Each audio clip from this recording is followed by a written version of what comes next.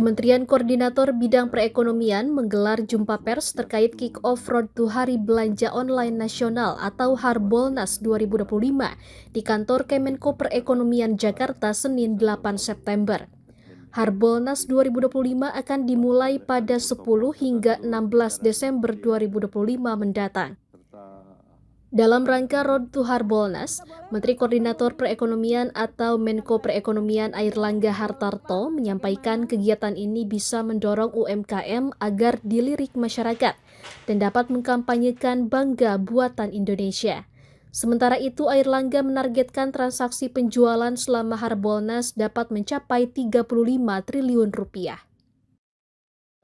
Nah, tentu kita mendorong agar barang yang dijual di e-commerce itu sebagian besar adalah bangga buatan Indonesia. Tahun kemarin saya apresiasi karena dari 31 triliun, 30% lebih adalah buatan Indonesia. Harapannya tahun ini bisa lebih tinggi lagi dan targetnya di tahun ini antara 33 sampai dengan 35 triliun. Dan tentu kolaborasi yang penting juga dengan sistem daripada logistiknya, karena ini seluruhnya mengharapkan program yang bisa dinikmati oleh masyarakat Indonesia, baik dari segi produsen sampai dengan konsumen. Adapun pada Harbolnas 2024, Airlangga menambahkan nilai transaksi tercatat mencapai 31,2 triliun rupiah atau tumbuh 21,4% dibanding 2023 sebesar 25,7 triliun rupiah. Selain itu, Airlangga juga menjelaskan Harbolnas kini bukan hanya sekedar ajang diskon, melainkan simbol transformasi ekonomi digital nasional. Dari Jakarta, Irfan Hardiansah, Kantor Berita Antara, mewartakan.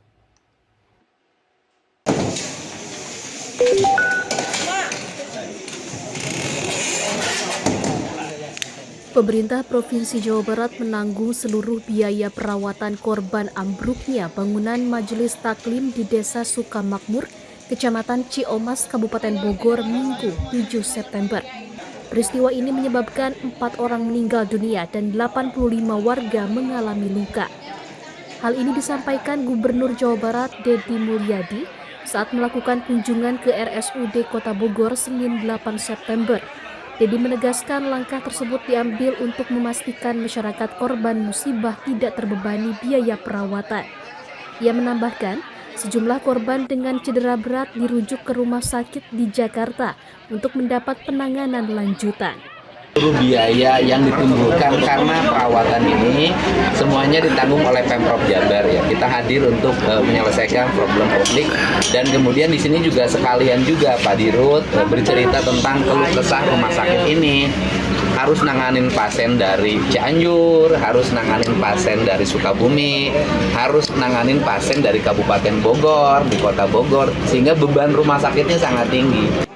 Deddy menekankan fokus utama pemerintah saat ini adalah penanganan korban, sementara urusan konstruksi dan kelayakan izin bangunan diserahkan kepada pihak kepolisian. Dari Bogor, Jawa Barat, Fazar Ilham, Kantor Berita Antara, mewartakan.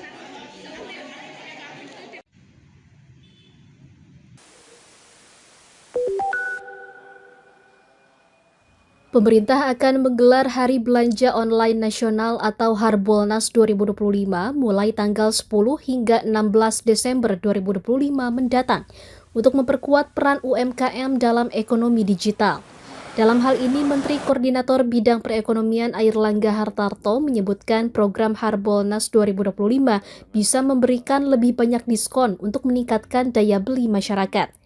Hal ini disampaikan Airlangga usai membuka kick-off Road to Harbolnas 2025 di kantor Kemenko Perekonomian Jakarta Senin 8 September.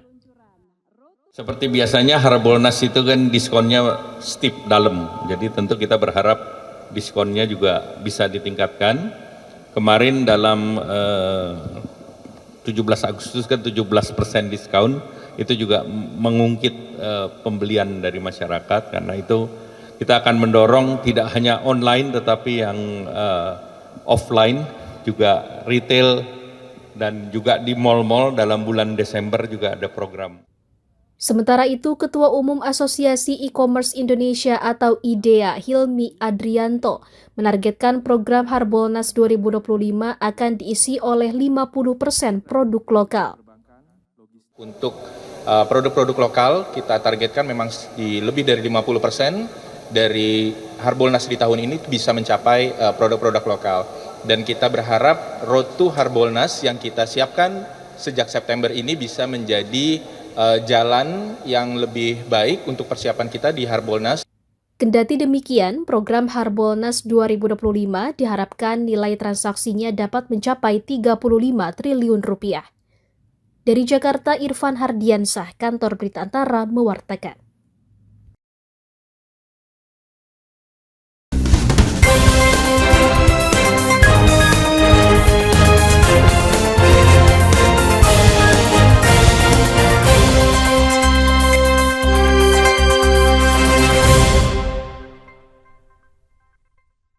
Halo Sobat ATR BPN, tanahmu ingin disertifikatkan? Pasang patok dulu, baru nanti tanahmu diukur.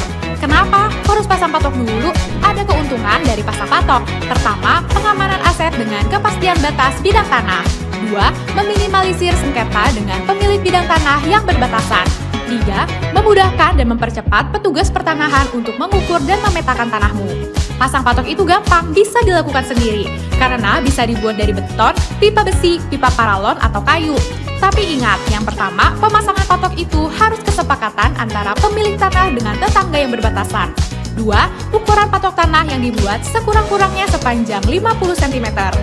Nah, kalau patok sudah terpasang, tanahmu bisa langsung diukur petugas Kementerian ATR BPN untuk ikut program pendaftaran tanah sistematis lengkap atau PTSL. Tanahmu jadi bisa lebih cepat bersertifikat. Ayo pasang patok tanahmu, pasang patok anti cekcok, anti caplok.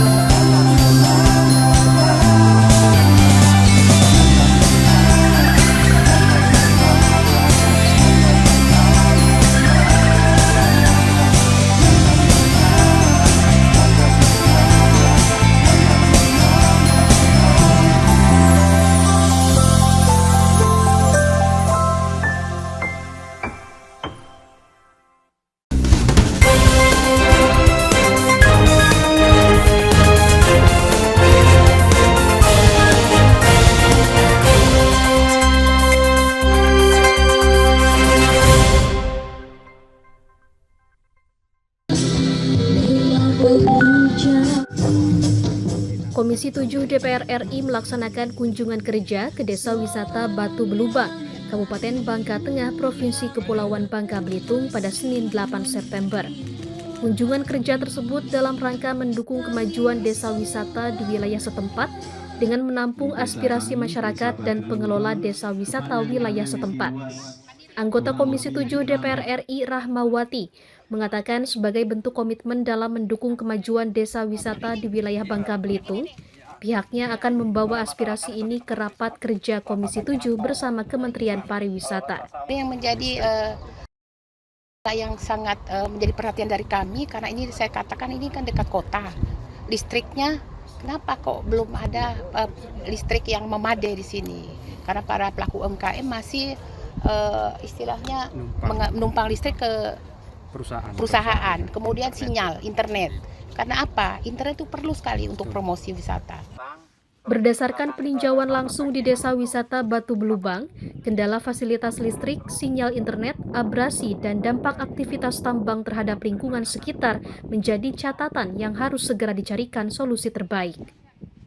Dari Pangkal Pinang, Bangka Belitung, Chandrika Purnama Dewi, Kantor Berita Antara, mewartakan.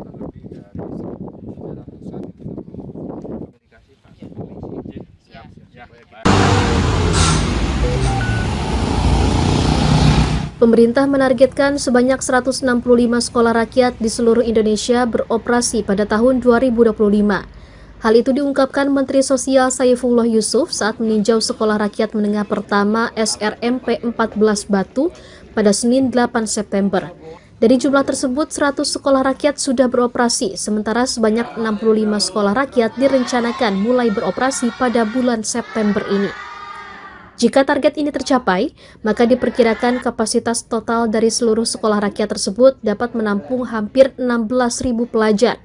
Jumlah tenaga pengajar dan tenaga kependidikan yang akan dikerahkan juga besar, dengan lebih dari 2.000 guru dan lebih dari 4.000 staf pendukung pendidikan. Menurut Mensos, rencana operasional 65 sekolah rakyat pada September 2025 masuk ke dalam tahapan kategori 1C, di mana kini masih dalam persiapan sarana prasarana hingga menunggu rampungnya seleksi kepala sekolah, guru, dan siswa-siswi. Sedangkan untuk 100 sekolah rakyat yang terlebih dahulu beroperasi merupakan kategori 1A dan 1B. Insya Allah September ini akan beroperasi lagi 65 titik sekolah rakyat. Jadi secara keseluruhan di tahun ini insya Allah nanti ada 165 titik dengan kapasitas hampir 16.000 siswa. Gurunya lebih dari 2.000, ya. Lalu tenaga kependidikannya lebih dari 4.000. Semuanya ini diharapkan bisa berjalan dengan baik. Terkait fasilitas, siswa akan mendapat 8 setel pakaian mulai dari seragam sekolah, seragam pramuka, pakaian olahraga, baju laboratorium, hingga pakaian tidur dan alma mater. Tak hanya itu, seluruh siswa akan mendapat laptop yang kini masih dalam proses pengadaan. Program Sekolah Rakyat diharapkan menjadi langkah dalam mewujudkan pemerataan pendidikan serta mencetak generasi muda yang berkualitas dan siap bersaing di masa depan.